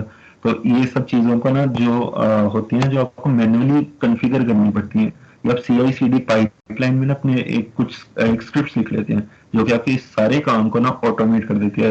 You just need to push your code on GitHub और फिर आपका टेस्ट से लेकर माइग्रेशन से लेकर डिप्लॉयमेंट तक का काम खुद ब खुद हो जाएगा। ठीक है, आप इधर मोस्टली CI/CD पाइपलाइंस होती हैं। ठीक है, और अगर तो CI/CD पाइपलाइंस नहीं है तो फिर आपको यानी कि उसके आर्टिफैक्ट्स भी बैकएंड के आपने जो सर्वर्स हैं उनके खुद जनरेट करने पड़ेंगे। और इस तरह जो डिफरेंट इसमें चीजें इन्वॉल्व होती हैं वो सब आपको खुद जनरेट करनी पड़ेंगी, क्योंकि CI/CD पाइपलाइंस आपका सारा काम ऑटोमेट कर देती है। तो अच्छा अब ये सब हो गया, तो फिर ये होता है कि आपका जो इनके कोड होता है, आपका जो बैकएंड स्पेसिफिकली आपका जो बैकएंड एप्लीकेशन का कोड होता है, उसका बनता है कंटेनर। यानी कि जो आपका सारा उसका एनवायरनमेंट और कॉन्फ़िगरेशंस होती है ना, उसे पैकेज कर लिया जाता है कंटेनर में। Container is a term for in deployments जिसके लिए डॉकर यूज होता है। यानी कि कंटेनर्स में ये होता है कि जिस तरह का आपकी यानी कि लोकल मशीन का एनवायरनमेंट है ना, आप नोड का वर्जन 16 यूज कर रहे हैं, आप अगर आप MySQL यूज कर रहे हैं तो उसका वर्जन 10 यूज कर रहे हैं, तो इस सब को ना रेप्लिकेट कर लिया जाता है एक कंटेनर में, ताकि अगर क्योंकि जो क्लाउड भी एक मशीन ही होता है, जो क्लाउड में आपकी एप्लीकेशन डिप्लॉय होती है वो भी वहां भी कंप्यूटर ही होता है। तो अगर तो वर्जन का कंफ्लिक्ट हो सकता है कि आपकी ना एप्लीकेशन रन ही ना हो, या हो सकता है कि कुछ इस तरह के एरर्स आए जो कि आपकी एप्लीकेशन जिनकी वजह से ठीक तरह काम ना कर पाए। तो इस सब चीजों को अवॉइड करने के लिए ना कंटेनर्स का कॉन्सेप्ट आता है। कंटेनर्स ये करते हैं कि आपका जितना ये आपकी जो लोकल मशीन का एनवायरनमेंट होता है ना, उस सब को रेप्लिकेट कर लेते हैं। और एक अगर मैं इसके लिए आपको एनालॉजी दूं तो एक तरह का ना बॉक्स होता है जिसके अंदर यानी कि आपकी ही तरह का पूरा कंप्यूटिंग एनवायरनमेंट होता है। तो वो कंटेनर में पैकेज हो जाता है और फिर जाके सिंपली ये कंटेनर डिप्लॉय हो जाता है क्लाउड पर। यानी कि एक वर्चुअल मशीन बनाई जाती है और उस वर्चुअल क्लाउड पर, और उस वर्चुअल मशीन में ये जाकर डिप्लॉय हो जाता है। अगर मैं आपको दिखाऊं तो ये आपका क्लाउड होगा मोस्ट प्रोबेबली, कुछ भी आप यूज कर रहे हैं AWS या कुछ भी आप और कुछ भी आप यूज कर रहे हैं तो उसमें जाके ये डिप्लॉय हो जाएगा। और यानी कि इसके अंदर एक वर्चुअल मशीन होगी जिसके में जाकर आपका कंटेनर डिप्लॉय हो जाएगा। इनका एक मशीन, एक कंप्यूटर ही होगा इन सिंपल टर्म्स, जिसमें जाके आपका कंटेनर डिप्लॉय हो जाएगा और एक लिंक जनरेट हो जाएगा जिसके थ्रू आपकी एप्लीकेशन एक्सेसिबल होगी। तो ये थी स्टैटिक और डायनेमिक डिप्लॉयमेंट्स, इस तरह रियल वर्ल्ड में डिप्लॉयमेंट्स होती हैं। तो अगर तो किसी का क्वेश्चन है तो हैंड रेज कर दें, नहीं तो फिर हम नेक्स्ट पार्ट पे चलते हैं।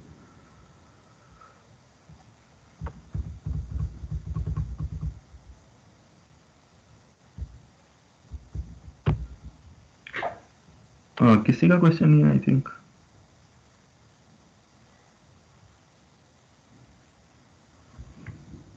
दो लोगों का क्वेश्चन है। अब्दुल्ला,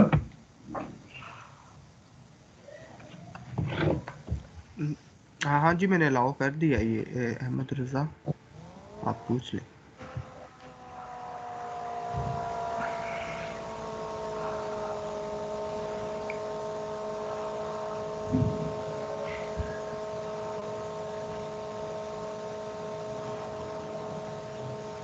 अहमद आपका माइक ओपन हो गया तो आप पूछ सकते हैं। हमजा भाई, आई गेस आपके माइक के पीछे से ना काफ़ी शोर आया अभी। अब सही हो गया वैसे। नहीं, ये तो बिल्कुल यानी कि इधर खामोशी है। आई थिंक नेटवर्क का थोड़ा सा इशू ना हो रहा हो। अब सही है। अहमद रज़ा, आप पूछ लें।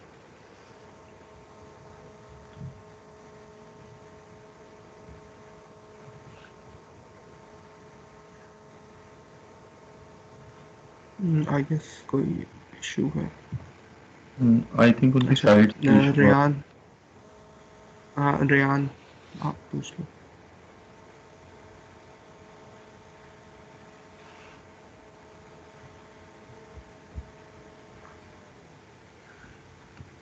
आई थिंक इन्हें आपने माइक अलाउ ही नहीं किए। मैंने कर लिया है। ओके, यहाँ से भी कर देता हूँ। अलाउ तो है, रेयान को आई थिंक माइक अलाउ नहीं है।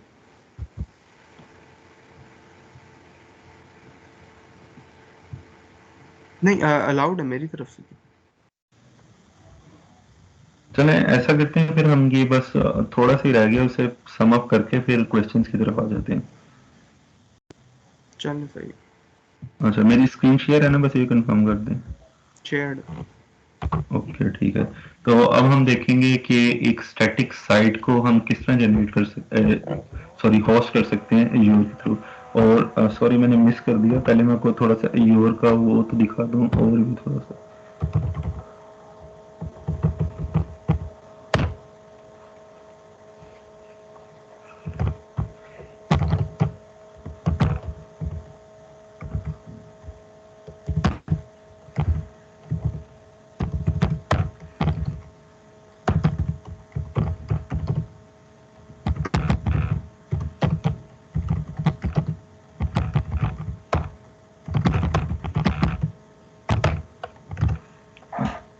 अच्छा, तो ये एज्योर का यानी कि जो प्लेटफॉर्म का ओवरव्यू है,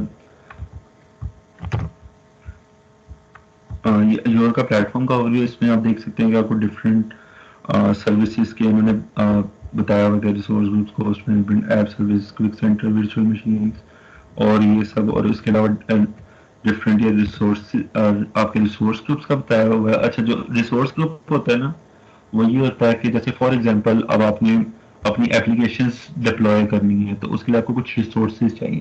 तो जो रिसोर्स ग्रुप होता है वो ये होता है कि आप ना जिस तरह जो आपको रिसोर्सेज चाहिए होते हैं ना, यानी कि कितना आपको हार्डवेयर चाहिए, कितना सीपीयू चाहिए, कितनी हार्ड डिस्क चाहिए, इन सब के लिए इन सब के लिए ग्रुप्स बना लें। लाइक फॉर एग्जांपल अब कुछ डिप्लॉयमेंट्स हैं जिसमें आपको ये चीज़ें ज़्यादा चाहिए, तो आप उसके लिए एक सेपरेट ग्रुप बना लें जहां आप ज़्यादा रिसोर्सेज उन्हें प्रोवाइड कर दें। कुछ हैं जैसे बिल्कुल अब प्रैक्टिस के लिए HTML साइट्स डिप्लॉय कर रहे हैं तो उसके लिए फिर आपको बहुत ही माइनर रिसोर्सेज चाहिए, तो उसके लिए आप एक अलग रिसोर्स ग्रुप बना लें जहां आप बिल्कुल माइनर इस तरह जो माइनर एप्लीकेशंस हैं उनके लिए सिर्फ माइनर से रिसोर्सेज उन्हें दे दें ताकि आप इजीली इन्हें होस्ट कर सकें। और एक और चीज़, ये फ्री नहीं है।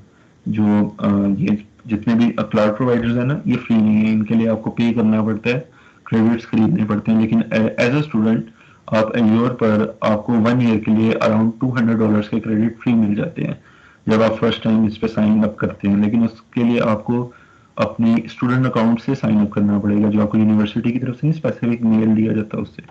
तो थोड़ा सा और अगर हम इनकी थोड़ी सी सर्विसेज को देखें, आई थिंक मेरे नेट का शायद बाकी थोड़ा सा इशू हो गया, स्लो हो गया।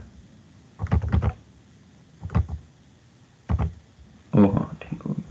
अच्छा, अभी डिफरेंट सर्विसेज हैं, जैसे ये कंप्यूटर की डिफरेंट सर्विसेज हैं, वर्चुअल मशीन्स, और ये कंटेनर इंस्टेंस, जिस तरह आपको कंटेनर्स का कॉन्सेप्ट है, वर्चुअल मशीन की आप कहाँ स्केल करना है, कितना स्केल करना है, कौन कौन सी वर्चुअल मशीन अवेलेबल है, कौन कौन सी आप ओएस इमेजेस यूज कर सकते हैं, like Ubuntu, Windows, Mac OS तो नहीं आई थिंक इसमें यूज होता। और इस तरह डिफरेंट ये होस्ट ग्रुप्स बना सकते हैं, एप्लीकेशन ग्रुप्स बना सकते हैं, नेटवर्किंग रिलेटेड आपको है कि आप कितने लोड बैलेंसर्स कितने कर सकते हैं, अब जो अब ब्रिजेस और गेटवेज होते हैं वो कौन कौन से कन्फिगर कर सकते हैं, कौन कौन से एपीआई गेटवेज कन्फिगर कर सकते हैं, या माइक्रो सर्विसेज वाली साइड पे कॉन्सेप्ट आ जाते हैं, फिर स्टोरेज है डिफरेंट। अब इसमें क्या, अगर फॉर एग्जांपल अब आपने डेटा इंजीनियरिंग का काम करना है तो इसके लिए वो डेटा लेक्स आपको प्रोवाइड की गई हैं, और सॉरी और इस तरह डिफरेंट इसके एज्योर के जो स्टोरेज मैनेजर्स हैं वो प्रोवाइड किए गए हैं, और इस तरह वेब से रिलेटेड डिफरेंट टूल हैं, आपके मोबाइल से रिलेटेड डिफरेंट हैं, कंटेनर्स के लिए स्पेसिफिक इन्होंने ये एक ग्रुप बनाया हुआ है, डेटाबेसेस और डिफरेंट, और इस तरह आप इसे एक्सप्लोर कर सकते हैं करना चाहें तो। अब हम मूव करते हैं कि किस तरह हम एक जो एप्लीकेशन है उसे डिप्लॉय कर सकते हैं, जो एक स्टैटिक एप्लीकेशन है, क्योंकि जो डायनेमिक एप्लीकेशन है वो जरा टाइम लेगी, तो टाइम को देखते हुए फॉर एग्जांपल मैंने एक बनाई है, एक एप्लीकेशन बनाई है, यानी कि एक सिंपल वेबसाइट बनाई है, और उसमें मैं डाल देता हूँ लाइक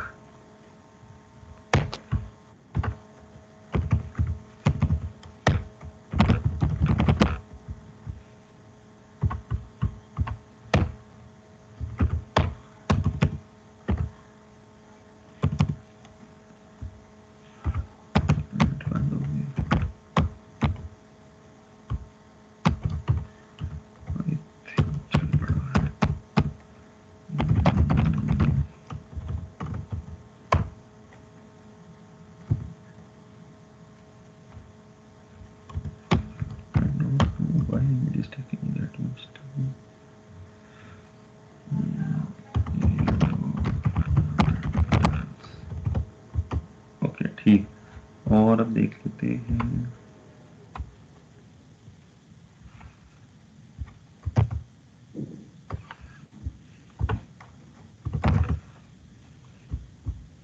अच्छा अच्छा, ये मेरी खुद नहीं।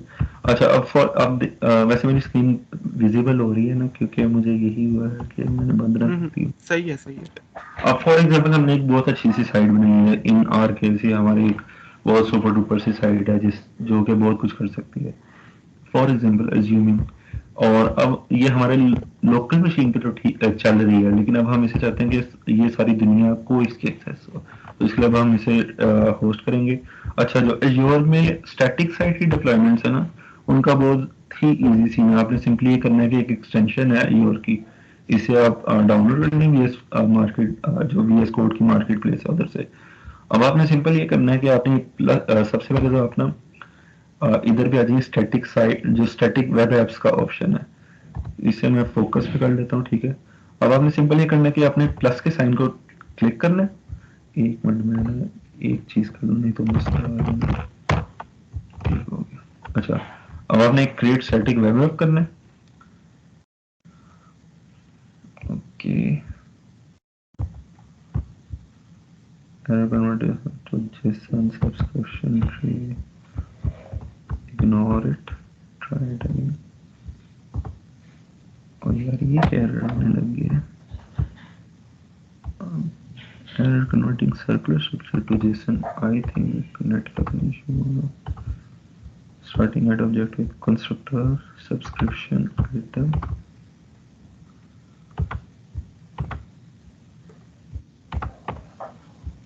I don't know why error क्यों आ रहा है, let me google it।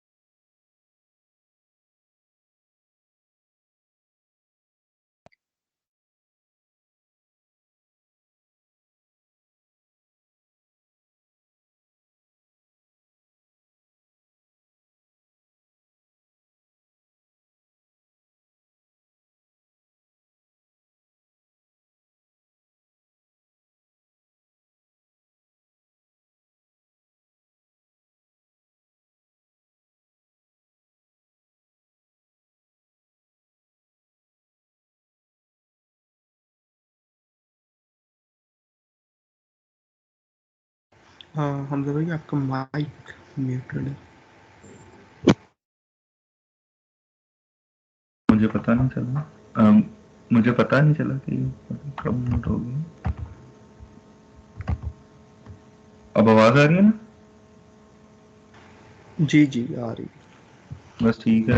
ये वैसे इशू आता तो नहीं, आई थिंक तो इंटरनेट का कुछ इशू आ रहा है, क्योंकि बस नहीं हो रहा इस तरह। ओह चल गया, ठीक है। वेरीफाइंग वर्क स्पेस अजीब नहीं, इतना टाइम कभी लेता है।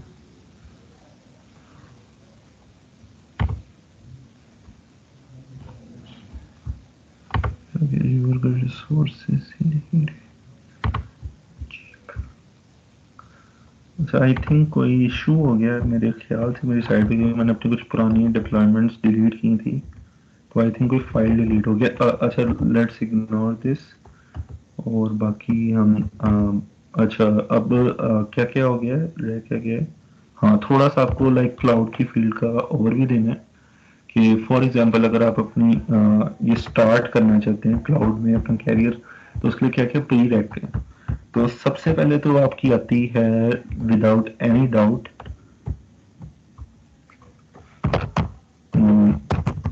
नेटवर्किंग। बल्कि नेटवर्किंग बाद में आती है ओएस। ओएस के जो कुछ कॉन्सेप्ट्स हैं जो कि आपके ऑलमोस्ट हर फील्ड में अप्लाई होते हैं, जैसे कि multi threading,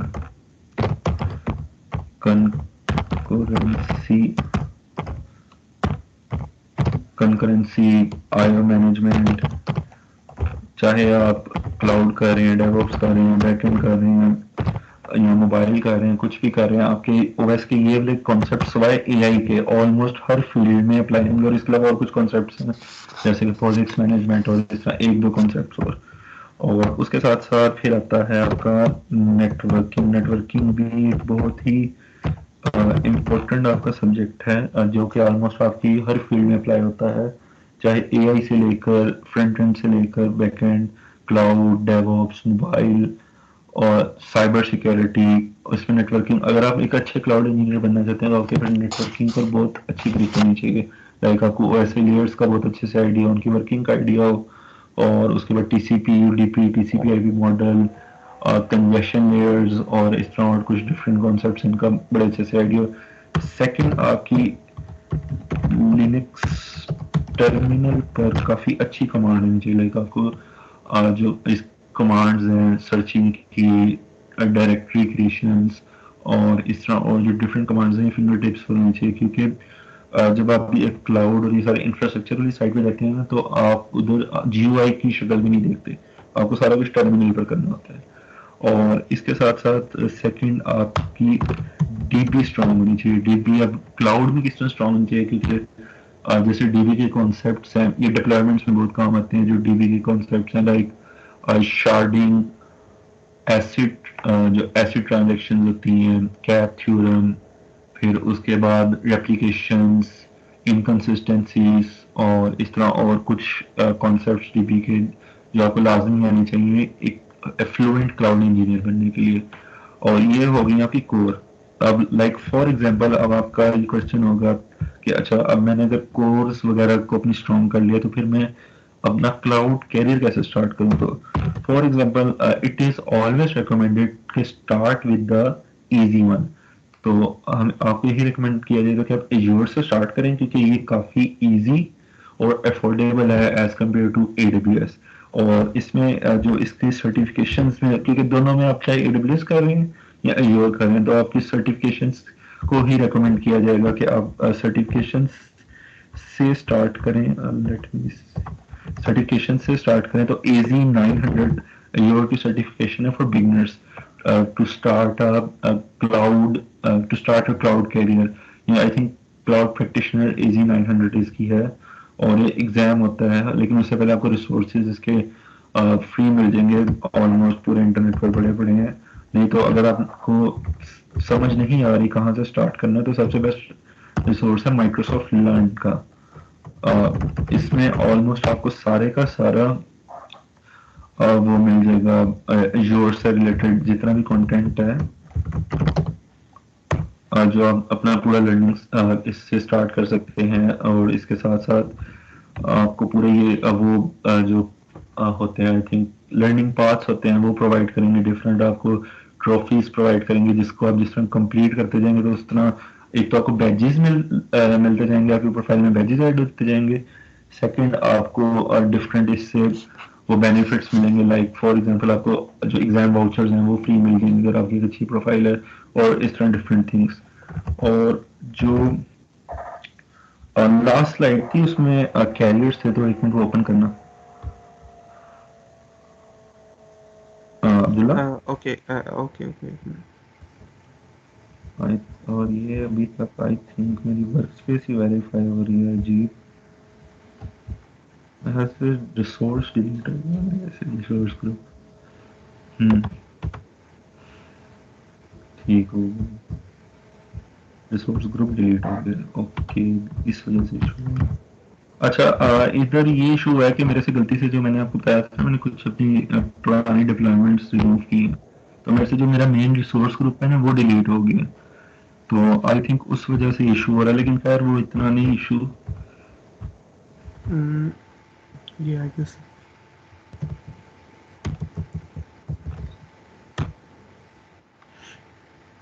waste US two, अच्छा जो वेस्ट वाली है ना, ये आपकी काफी सस्ती रीजन है, तो इट इज प्रेफर्ड कि always start with the west US two. और हाँ, लास्ट स्लाइड बस खोल दो। शो हो रही है आपको? हाँ, मुझे वो जो फर्स्ट स्लाइड है वो शो हो रही है। मुझे यहाँ पे कुछ भी नहीं। आपने वो स्क्रीन शेयर वहाँ से बंद कर दिया मेरे को, शायद उसका कोई इशू। हाँ, एक मिनट में ऑफ करता हूँ। नहीं, मेरी साइड से ऑफ है स्क्रीन शेयर। एक मिनट दोबारा।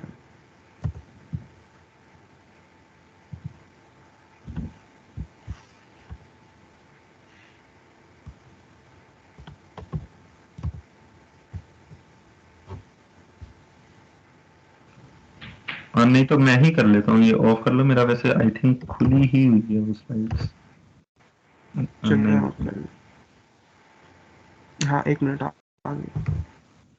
चला गया। स्लाइड्स का क्या नाम था?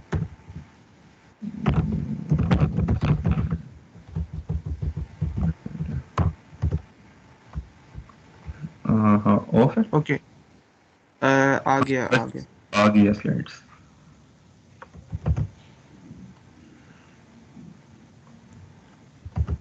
हाँ, बस लास्ट वाली जो है ना, हाँ ये।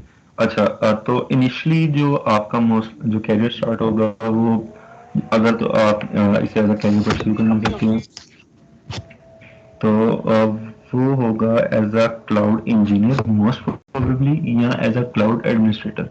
ये जो क्लाउड एडमिनिस्ट्रेटर है उसकी रिस्पॉन्सिबिलिटी होती है जो ऑन प्रेमिस जो डेटा सेंटर्स होते हैं ना, जैसे अब्दुल्ला ने मेंशन किया, जिसका सारा हार्डवेयर वगैरह और सारी नेटवर्किंग कॉन्फ़िगरेशन सिक्योरिटी, ये सब जिस बंदे ने खुद मैनेज करनी होती है, तो वो सारा रिस्पॉन्सिबिलिटी होती है क्लाउड एडमिनिस्ट्रेटर की, कि इसने ये यानी कि सारे जो इंफ्रास्ट्रक्चर आपका ऑन प्रेमिस इंफ्रास्ट्रक्चर होता है, इस सबको मैनेज करना होता है। जो क्लाउड सिक्योरिटी एनालिस्ट होता है, ये भी ऑन प्रेमिस जो ऑन प्रेमिसेस जो आपके होते हैं ना डेटा सेंटर्स, उन्हीं में रोल मोस्टली आपको मिलेगा। ये उनका भी काम आपकी सारी सिक्योरिटी कॉन्फ़िगरेशंस और आपकी सारी वीएम्स की सिक्योरिटी, डिप्लॉयमेंट्स की सिक्योरिटी, इन सब को मैनेज करना होता है। जो क्लाउड इंजीनियर होता है, ये होता है जो आपके सॉरी जो आपके प्लेटफॉर्म्स को, जो क्लाउड प्लेटफॉर्म्स के थ्रू ये सब चीजें मैनेज करता है, लाइक एज़्योर इंजीनियर हो गया, एडब्ल्यूएस इंजीनियर हो गया, जीसीपी इंजीनियर हो गया। लेट मी गिव, हाँ, तो जो क्लाउड इंजीनियर होता है वो आप ये कंसिडर कर सकते हैं, जो क्लाउड एडमिनिस्ट्रेटर और क्लाउड सिक्योरिटी एनालिस्ट, इन दोनों का ही एक मिक्सचर होता है। लेकिन डिफरेंस ये होता है कि वो दोनों ऑन प्रेमिसेस सारा कुछ मैनेज कर रहे होते हैं, ये क्लाउड प्लेटफॉर्म्स के थ्रू सारा कुछ मैनेज कर रहा होता है। जो क्लाउड कंसल्टेंट होता है, ये थोड़ा एक सीनियर रोल होता है। इनका काम ये होता है कि जो ऑर्गेनाइजेशंस होती हैं, जब वो अपने इंफ्रास्ट्रक्चर को क्लाउड पर मूव करती हैं ना, तो इनका काम होता है डिफरेंट प्रोज एंड कॉन्स को मद्देनजर रखते हुए ऑर्गेनाइजेशंस को मशवरे देना कि इस केस में ये वाली सर्विस जो ये वाली सर्विस बेटर रहेगी, इस केस में ये वाली सर्विस बेटर रहेगी, इस केस में ये वाला क्लाउड प्रोवाइडर बेटर रहेगा, इस केस में ये वाला ये वाला वो अगर इस केस में ये मॉडल आप फॉलो करेंगे तो बेटर रहेगा। ये सब काम होता है क्लाउड कंसल्टेंट का। जो क्लाउड सॉल्यूशंस आर्किटेक्ट होता है ना, ये एक अराउंड आप इस तरह समझिए 10 इयर्स का एक एक्सपीरियंस रोल होता है। इसका काम होता है जितने भी आपके क्लाउड और इंफ्रास्ट्रक्चर और जो सिस्टम का सारा आर्किटेक्चर होता है ना, ये इस बंदे ने डिजाइन करना होता है कि ये सिस्टम हॉरिजॉन्टली स्केल होगा, वर्टिकली स्केल होगा, कौन कौन सा डेटाबेस यूज होगा, कौन सी लैंग्वेजेस यूज होंगी, और इसके साथ साथ ये कैश इंप्लीमेंट करनी है, सीडीएन इंप्लीमेंट करना है, और इस तरह की चीजें ना ये क्लाउड सॉल्यूशंस आर्किटेक्ट का काम होता है। इसमें सिर्फ डायग्राम्स बनानी होती हैं।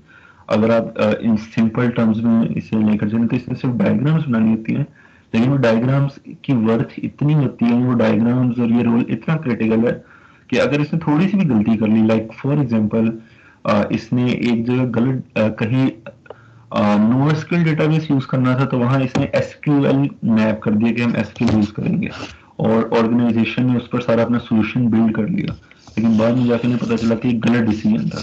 तो ऑर्गेनाइजेशन को in terms of time and money दोनों हिसाब से बहुत ज्यादा नुकसान होगा। तो ये एक बहुत क्रिटिकल रोल है। उसके बाद एक डेवऑप्स इंजीनियर होता है, इसका काम डिप्लॉयमेंट्स और इन सब चीजों को हैंडल करना होता है, जो आपकी यानी कि रिलीज होती हैं, जो जैसे आपके फीचर रिलीज होते हैं, जैसे नेटफ्लिक्स है या यूट्यूब है, वो अब जो न्यू फीचर्स जैसे ऐड करता है, आप देखेंगे कि ऐसे सेकंड्स में आपको वो न्यू फीचर रिफ्लेक्ट हो जाते हैं। आपको ये नहीं होता कि अगर जो यूट्यूब है वो कोई न्यू फीचर अपलोड कर रहा है तो एक दिन के लिए यूट्यूब डाउन है। तो इन सब चीजों को मैनेज करना एक डेवऑप्स इंजीनियर का काम होता है कि ये सारा प्रोसेस स्मूथ तरीके से चले। ये CI/CD पाइपलाइंस लिखता है, कॉन्फ़िगरेशन के लिए स्क्रिप्ट्स लिखता है, और इस तरह ये सारा जो आपका काम होता है ना, इसका काम होता है उन सारे काम को ऑटोमेट करना। तो ये कुछ रूल्स थे, और मैं देखता हूँ कि अगर वो रिसोर्स ग्रुप क्रिएट हो गया है, तो देखता, हाँ ओके क्रिएट हो गया, तो एक दफा ये देख लेते हैं कि किस तरह हम ये होस्ट कर सकते हैं। और फिर मेरी साइड से वैसे ऑलमोस्ट कंप्लीट हो गया।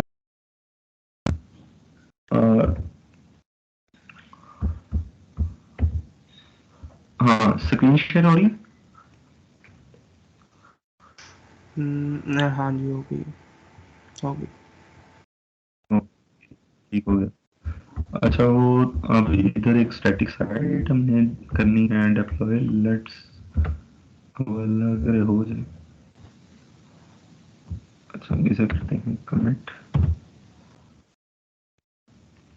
अभी भी वेरीफाई ही हो रही है। आई थिंक यार इशू होना तो नहीं चाहिए, लेकिन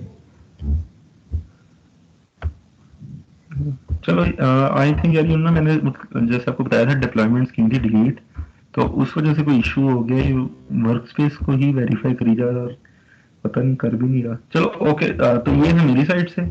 तो आपका अगर कोई क्वेश्चन वगैरह तो आप काइंडली पूछ लें। माइक्स इनेबल्ड है, जिसका भी कोई क्वेश्चन है तो वो पूछ सकता है।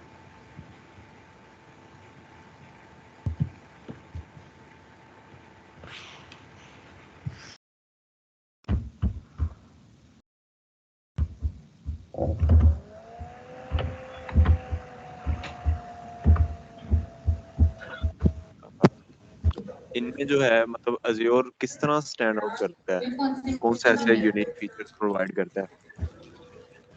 अच्छा, माइक ऑफ कर सकते हैं? हाँ, किसी का माइक ऑन है, हाँ। तो योर किस तरह स्टैंड डाउन करता है, ठीक हो गया। तो जो इसका ये क्वेश्चन है ना, ये इस तरह है कि लाइक AWS और योर का कंपैरिजन स्टार्टिंग में, लाइक फॉर एग्जांपल जब आपकी इस तरह की एप्लीकेशन हो जहाँ आपको बहुत ज्यादा मेच्योर सर्विस ना चाहिए हो, लाइक फॉर एग्जांपल आप इनिशियली बहुत ज्यादा अपने स्केल एक्सपेक्ट नहीं करे कि आपने इधर से एप्लीकेशन लॉन्च किया है और उसमें यानी कि फौरन ही कोई 2 लाख यूजर्स आना शुरू हो जाएंगे, या इस तरह फौरन ही कोई अराउंड आपकी जो एप्लीकेशन का रिक्वेस्ट है वो मिलियन बिलियंस में चली जाएंगी। तो इस तरह की जो सर्विसेज जहां आप इनिशियली बिल्कुल स्टार्ट कर रहे होते हैं और आपको इतनी ज्यादा यानी कि आपके पास कॉस्ट भी नहीं होती चीजों को अफोर्ड करने की, और साथ ही साथ आपको एक इजी और बिल्कुल यानी कि फास्ट सोल्यूशन चाहिए होता है स्टार्ट करने के लिए। तो इन केसेस में एज्योर आता है, जहां आपकी यानी कि इनिशियल सारा कुछ एक तो स्मॉल स्केल पर हो और आपको बहुत ज्यादा रिसोर्सेस ना चाहिए हो, इन टर्म्स के रोबस्ट रिसोर्सेज ना चाहिए हो, तो वहाँ एज्योर आता है। लाइक फॉर एग्जांपल जब आप एक मेच्योर कंपनी बन जाते हैं और आपकी यूजर बेस बहुत बड़ी हो जाती है, तो उन केसेस में फिर आपका AWS पर शिफ्ट करना लाजमी हो जाता है। Also it will clear. जी जी। अच्छा, तो और किसी को कोई क्वेश्चन? अच्छा, किसी का भी क्वेश्चन है तो पूछ लें, उसके बाद देन एक छोटा सा क्विज होगा लिंक्डइन प्रीमियम वाउचर्स के लिए, तो देन उसके बाद सेशन हम एंड कर देंगे।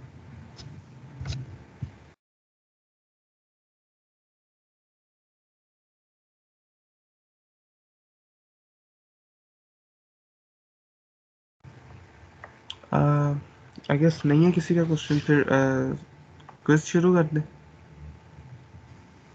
आई थिंक देख लो, जिन्होंने पहले हैंड रेस किया था, अगर उनका क्वेश्चन क्लियर हो गया तो ठीक है, नहीं तो अगर वो दोबारा पूछना चाहते हैं तो पूछ सकते हैं, मतलब जिनकी आई थिंक कोई माइक का इशू हो रहा था।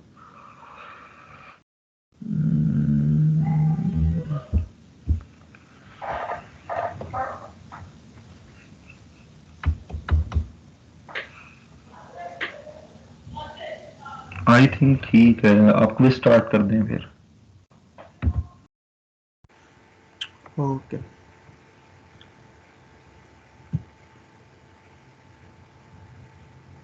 हो रही है शेयर?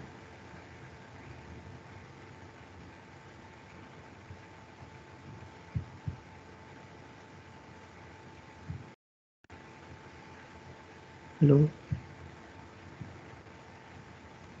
हाँ, ये शेयर हो रहा है, मुझे नजर आ रहा है। ओके, मैं आप सबको चैट में लिंक शेयर कर देता हूँ।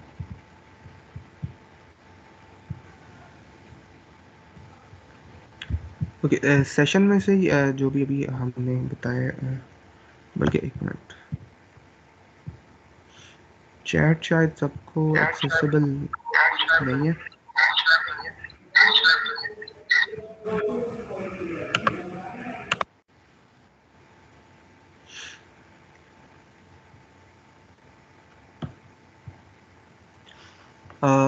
मैं कुछ स्टार्ट करता हूँ। ये हमारे पास कोड है, ठीक है, और ये play.micros.com पर चैट का आई गेस इशू आ रहा था, मैं फिर ट्राई करता हूँ।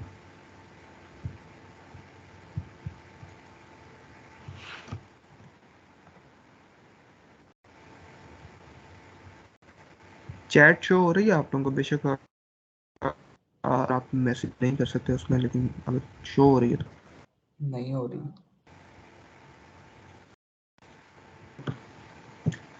ठीक है, फिर एक काम करें, इस वेबसाइट पे जाकर ना play.micros.ru, इधर ये कोड है हमारे पास 00419130।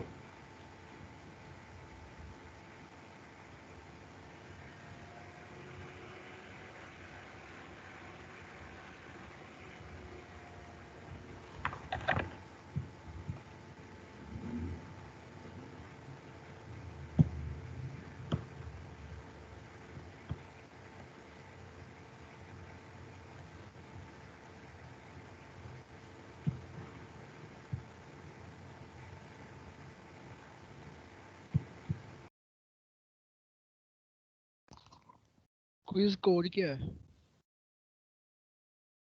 एक मिनट, मैं आप वेबसाइट पे आ गए हो अगर तो 00419130।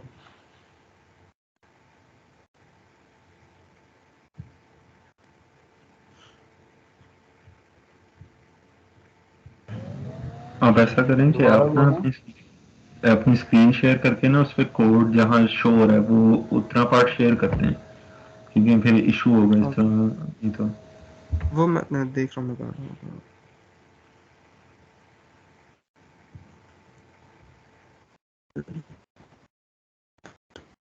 थोड़ा सेंटर में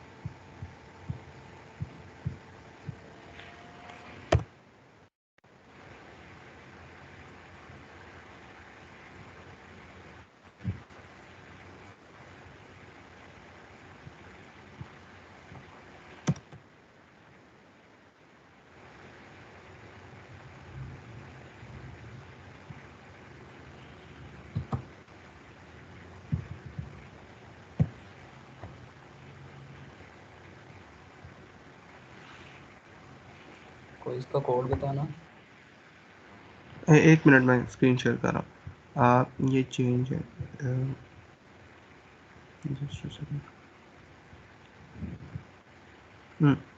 स्क्रीन शेयर हो गई। ये यहाँ पर आपके पास ऊपर ही कोड आ रहा है। हो गई है स्क्रीन शेयर।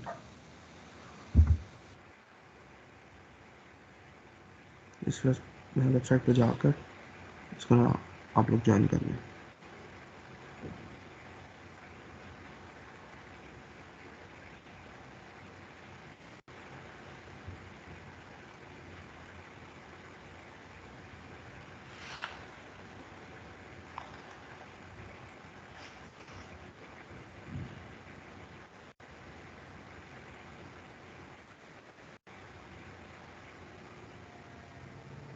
यहाँ पर लिखा आ रहा है दिस क्विज हैज फिनिश्ड। ये दोबारा जो नया कोड आ रहा है इसके साथ नहीं आपने किया? ये वाला तो मैंने स्टार्ट ही नहीं किया।